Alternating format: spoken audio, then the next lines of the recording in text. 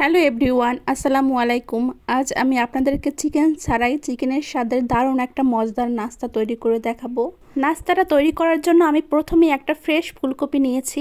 আপনারাও ফ্রেশ ফুলকপিটা নেওয়ারই চেষ্টা করবেন। এখন এই ফুলকপিটা থেকে এর কলিগুলো কেটে নিচ্ছি। কলিগুলোকে আমি আমার পছন্দ মতো টুকরো করে নিচ্ছি। এখন এগুলো একটা বোলে তুলে নিচ্ছি। এরপর পরিষ্কার পানি দিয়ে 2 থেকে 3 বার খুব ভালোভাবে ধুয়ে নিচ্ছি। এখন এই ফুলকপিগুলোকে আমি একটু ভাপিয়ে নেব। চুলায় একটি প্যান বসিয়ে পরিমাণ মতো পানি দিয়ে পানিটা ফুটিয়ে নিয়েছি। এর মধ্যে দিচ্ছি সামান্য লবণ। লবণটা দিয়ে একটু নেড়েচেড়ে দিচ্ছি যাতে লবণটা পানির সাথে মিশে যায়। এখন ফুলকপিগুলো দিয়ে দিচ্ছি। ঢাকনা দিয়ে ঢেকে আমি জাস্ট 2 মিনিট ভাপিয়ে নেব। 2 মিনিটের বেশি কিন্তু কোনোভাবেই ভাপানো যাবে না, তাহলে ফুলকপিগুলো বেশি সেদ্ধ হয়ে যাবে।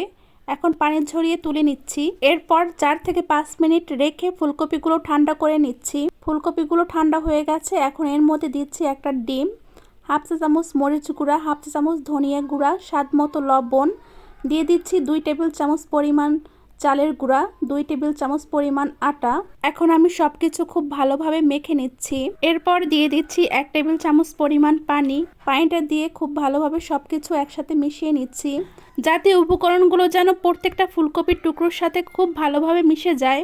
সবকিছু একসাথে মিশিয়ে নেওয়া হয়ে গেছে। এখন আমি এগুলো ভাজতে চলে যাচ্ছি। চুলায় একটি প্যান বসিয়ে পরিমাণ মতো তেল দিয়ে গরম করে নিয়েছি। এর মধ্যে আমি একে একে ফুলকপির টুকরোগুলো দিয়ে দিচ্ছি। একটা পাশ 2 থেকে 3 মিনিট ভেজে নিয়ে একটু শক্ত হওয়ার পরে অপর পাশে উল্টে দিচ্ছি। খেয়াল রাখতে হবে ফুলকপির টুকরোগুলো যেন একটার সাথে আরেকটা লেগে না যায়। ফুলকপির টুকরোগুলো যেহেতু আমি একটু ভাপিয়ে নিয়েছি তাই বেশি সময় ধরে ভাজার প্রয়োজন নেই। চুলার মিডিয়াম লো আছে 5 থেকে 6 মিনিট এপাশ ওপাশ করে ভেজে নিলেই হয়ে যাবে। আর আমি যেহেতু শুকনো চালের গুঁড়াটা ব্যবহার করেছি তাই এগুলো খুবই ক্রিস্পি হবে। ফুলকপিগুলো আমি বেশি লাল করে ভাজবো না, 6 থেকে 7 মিনিট ভেজে নিয়ে গোল্ডেন কালার হয়ে আসার পরেই আমি তেল ঝরিয়ে ফুলকপিগুলো তুলে নিচ্ছি। এভাবে আমি 2 বারে সবগুলো ফুলকপি ভেজে নিয়েছি। এখন চুলায় আরেকটি প্যান বসিয়ে দিয়ে দিচ্ছি 1 টেবিল চামচ পরিমাণ সয়াবিন তেল। তেলটা গরম হওয়ার পরে দিয়ে দিচ্ছি হাফ চা চামচ পরিমাণ রসুন কুচি। রসুনটা একটু গোল্ডেন কালার করে ভেজে নেব। ভাজা হয়ে গেছে। এখন এর মধ্যে দিচ্ছি 2 টেবিল চামচ পরিমাণ সুইট চিলি সস, 1 টেবিল চামচ টমেটো সস ও 1 টেবিল চামচ পরিমাণ সয়া সস। এখন এই সবগুলো উপকরণ খুব ভালোভাবে মিশিয়ে নিচ্ছি। 1 থেকে 2 মিনিট মিশিয়ে নিলেই হয়ে যাবে। এখন এর মধ্যে সেই ভেজে রাখা ফুলকপিগুলো দিয়ে দিচ্ছি। ফুলকপিগুলো দিয়ে সবকিছু আবার 2 মিনিট খুব ভালোভাবে মিশিয়ে নিচ্ছি।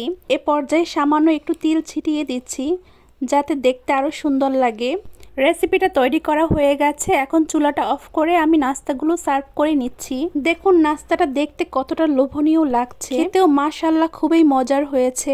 কাউকে না বলে দিলে বুঝতেই পারবে না যে এটা ফুলকপি দিয়ে তৈরি। রেসিপিটা ভালো লাগলে কমেন্টস করে জানাবেন। পেজটি ফলো দিয়ে আমার পাশে থাকবেন। সবাই ভালো থাকবেন, সুস্থ থাকবেন। আল্লাহ হাফেজ।